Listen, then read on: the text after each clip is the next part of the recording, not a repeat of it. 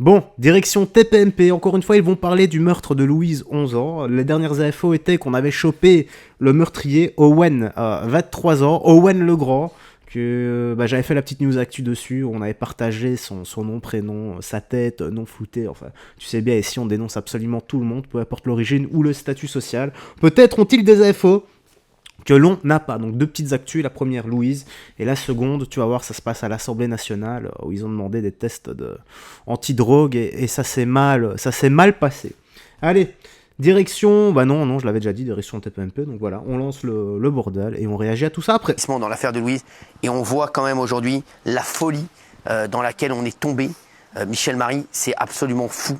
Vers quoi on va pour les motifs de ce drame. Cette affaire, on en parle depuis lundi, donc je ne vais pas revenir sur tous les détails de cette gamine qui disparaît vendredi à la sortie de son collège. On retrouve son corps, l'enquête est menée par la police judiciaire de Versailles et ils ont plusieurs axes d'enquête. Il y a donc plusieurs équipes qui travaillent sur différents axes. Et en réalité, l'auteur, celui qui a enfin avoué cette affaire, a été interpellé avant-hier, en fin de journée. Il avait déjà été vu par la police lors de l'enquête de voisinage. Il présentait des griffures sur les mains. Il avait donné des explications que les policiers avaient notées, consignées bien évidemment, mais comme ils avaient d'autres pistes, et surtout ils avaient pris à ce garçon qui avait les griffures, donc Owen, ils avaient pris son ADN. Et ils savaient qu'ils avaient sur les mains de Louise l'ADN de l'agresseur. Donc ça ne servait à rien de l'arrêter tout de suite parce qu'il fallait attendre que le laboratoire fasse le joint entre l'ADN prélevé sur le suspect et sur les mains de Louise. Et à partir du moment où ces résultats sont arrivés, ils sont allés le chercher, ils l'ont placé en garde à vue. Pendant 24 heures, il a nié farouchement les faits, il a fini par reconnaître les faits. Et le mobile est absolument effrayant. C'était un accro en ligne, il jouait à Fortnite, un nom comme ça, oui, Fortnite. Oui, c'est Fortnite. Et il s'est embrouillé avec un gamin avec lequel il jouait. Il était tellement énervé qu'il décide de sortir pour se calmer. Et pour se calmer, lui, il braque ou il dépouille des victimes. Et c'est comme ça qu'il va... Et les choses se passent très vite parce que je regardais le téléphone portable de Louise. Elle sort à 13h50 de son collège. À 14h07, son portable est coupé. Donc ça a été très vite et il l'a entraînée dans le bois. Il a voulu la racketter, lui prendre ce qu'elle avait dans ses affaires. Elle a refusé, elle s'est mise à hurler. Et là, il a un opinel sur lui et il a l'arde de coups de couteau. Sa propre sœur l'a reconnu sur la vidéo et l'a dénoncé. Il avait l'habitude également de violenter sa sœur. Il y avait un dossier judiciaire à ce sujet. Et pour finir, on ne retrouvera pas l'arme du crime, ni la fameuse doudoune noire qu'il portait au moment de l'agression, parce qu'il dit s'en être débarrassé dans une poubelle. Mais entre le moment où il s'en est débarrassé et le moment où il l'a dit, évidemment, les éboueurs étaient passés, donc c'est sans doute incinéré. En tout cas, cette affaire est loin d'être terminée, mais elle est au moins solutionnée policièrement. Il est actuellement au dépôt et il sera très certainement écroué dans la soirée. Catastrophique ce qu'on entend quand même. Merci en tout cas Michel Marie. C'est vrai que cette affaire, je vous dis, quand on a su le mobile, mobile de ce c'est hallucinant. Incroyable. C'est hallucinant. Il était déjà déséquilibré, puisque vous avez dit qu'il avait des problèmes avec sa sœur aussi. Il a des problèmes de violence avec sa sœur, mais là, pour une colère à aller s'en prendre à cette gamine uniquement parce qu'elle crie, elle a 11 ans, je vous le rappelle quand même. Enfin, c'est complètement démesuré, ça n'a aucun sens. Enfin, je pense qu'on est tous en train de devenir fous. C'est insupportable d'entendre ça, en fait. Et même moi, qui ai quand même un petit peu l'habitude de traiter les affaires criminelles, sûr, même moi, je veux dire que je n'en reviens pas. Merci en tout cas, Michel. On vous a parlé d'un truc qui est sorti il y a un instant, c'est un couple, voilà. Oh non, on s'en fout, ça. Non, mais c'est juste sidérant. C'est incroyable. Chaque fois que je reparle de l'affaire, les gars, je ne comprends pas, mon cerveau n'arrive pas à concevoir comment est-ce qu'on peut, comme ça, pour un jeu vidéo, même peu importe les faits, en fait, même pas pour un jeu vidéo, peu importe les faits, comment est-ce qu'on peut s'en prendre comme ça à une enfant, que tu connais ou que tu connais pas, l'emmener dans les bois et la planter comme ça plusieurs fois, avec ton cut, avec ton couteau, avec ton knife. Voilà, si je comprends pas. Ce qui me fait peur, sincèrement, c'est que le gars termine en psychiatrie et non en prison. Parce que t'as encore des gens qui veulent le faire passer pour fou. Mais non, il faut pas. De toute façon, pour avoir un diagnostic en psychiatrie, il faut 2 psychiatres. Voilà, il faut 2 experts.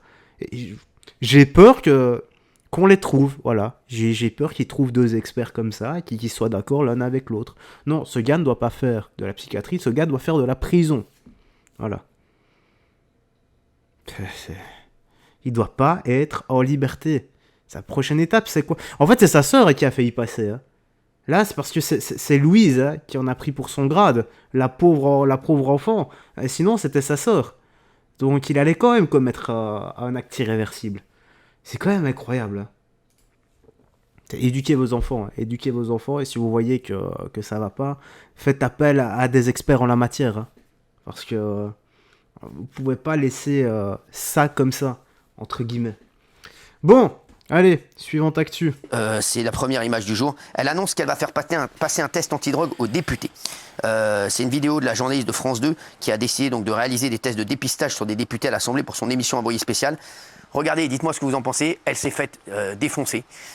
Tout le monde la fracasse, hein, je vous dis la vérité. Il y a eu énormément de coups de gueule, notamment de Yael Braun-Pivet, de François de Rugy, oui. qui a parlé de nous d'ailleurs. François de Rugy, il a dit si Cyril Hanouna ou CNews faisait le même reportage. Merci d'ailleurs à François de Rugy. Bon, elle s'est faite fracasser. Ariel Goldman, tiens, aussi, qui a été très bon, Ariel.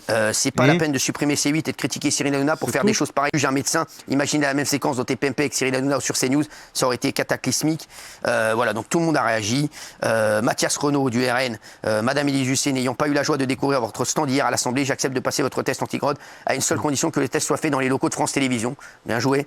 Voilà, tout le monde. Stéphane Vogetta de Ensemble, Sébastien Chenu qui a réagi, bien entendu Julien Audoul, compensé par toute votre rédaction, Élise Lucet, foutez-nous la paix. C'est vrai que non, mais c'est... Quelle honte. Alors, il y a la présidente de l'Assemblée nationale, Yael Braun-Pivet, qui a écrit une longue lettre aussi. Bon, eux, là, ils sont en train de faire n'importe quoi. Regardez. Vous savez ce que c'est ça? Ce sont des tests de dépistage anti-stupéfiants. En fait, il suffit d'humidifier cette languette avec la salive et 10 minutes après, on sait si vous avez pris du cannabis, de la cocaïne, de l'héroïne, des amphétamines ou encore des extasies. Alors le maire de Grenoble, il propose tout simplement de soumettre tous les députés, tous les sénateurs, tous les ministres à ces tests de dépistage. Qu'est-ce qu'on a fait? On est venu ici, dans la salle des 4 colonnes, à l'Assemblée nationale, et qu'est-ce qu'on a fait? On a demandé à des députés s'ils étaient OK pour se faire dépister. Ils ont dit oui pour la plupart. Oui, Géraldine. Moi, je suis d'accord sur le 2 poids 2 mesures. Et évidemment, j'aime pas trop ce que fait d'habitude Élise Lucet, le côté un peu spectacle. Mais sur le coup, moi, je trouve que c'est un bon coup. C'est-à-dire que toute la journée, les députés n'arrêtent pas de nous dire qu'on est dans un pays qui est gangréné par le narcotrafic, qu'il y a plein de drogues à l'Assemblée nationale qui sont tous plus ou moins complètement coqués ou je sais pas quoi. Moi, ça ne me dérange absolument pas qu'elle ait tenté ça. Et je trouve que, pour le coup, qu'ils ne se prêtent pas au jeu, là, c'est de l'idéologie. Quand ils disent, ils disent Lucet qui fait des leçons au service public, pour moi, ça, c'est de l'idéologie, ils font de la politique. Pas du tout, moi je suis tout à fait d'accord avec eux. Oui, mais on n'est pas tout à fait d'accord. Non, ce ne sera pas la première fois. Et je suis plutôt content de ne pas être d'accord avec vous. Voilà. C'est pas à elle de faire ça. S'il y a des soupçons de drogue à l'Assemblée, c'est à la police de venir faire ce truc-là. C'est pas à elle de faire ça. Et moi, je suis d'accord avec le mec. Ok, on fait ça à l'Assemblée, on fait pareil à France Télé. Le matin, quand ils arrivent tous, parce que les députés, c'est avec nos impôts, France Télé, c'est avec nos impôts. Armes égales, on fait pareil. Les députés, ils font la loi. C'est pareil. Les députés, ils font la loi. Armes égales, France Télé, c'est nos impôts. Les députés, c'est nos impôts. Donc c'est à la police de faire ça. Ça veut dire que moi, si j'aime pas ou j'aime bien Élise Lucet, peu importe, elle se pointe, je l'aime pas, j'ai pas envie de jouer son jeu. On va dire, comme t'as pas fait ça, ça veut dire que t'es un drogué. Voilà. On va me traiter de drogué parce que je l'ai pas fait. Je t'aime pas, j'ai pas envie de le faire ton test. Ah, t'as vu, Raymond, il est drogué, il a pas voulu le faire. C'est ça qui est pas bien dans ce qu'elle a fait. Ceux qui le font, ceux qui le font, c'est gentil. T'as vu, il a rien à se reprocher. Mais si je t'aime pas, c'est une prise d'otage. Mais j'ai pas. C'est qui elle? C'est qui elle? C'est un reportage là-dessus. C'est qui elle? Mais moi, je l'aime pas. Moi, j'aime pas ses méthodes. Mais c'est inadmissible. Si la police vient, je le fais. C'est la police de la bien-pensance. Il va me dire à mon travail, tiens, un test de drogue, un test d'alcool, un test de... Merci. Merde. Tiens, voilà, êtes-vous choqués? Non, voilà, je suis d'accord avec eux. Voilà. C'est insupportable. De toute façon, c'est un test. On propose de faire le test, ce n'est pas une obligation. Quand tu proposes, tu es libre de dire oui ou non. Voilà, non est une réponse acceptable quand on te propose le choix, quand on te laisse le choix. Donc c'est pas parce que tu dis non que t'es forcément drogué ou non. Bon, maintenant on sait bien dans l'Assemblée nationale comment est-ce que ça va et les belles fêtes à la poudre blanche qui doivent y aller.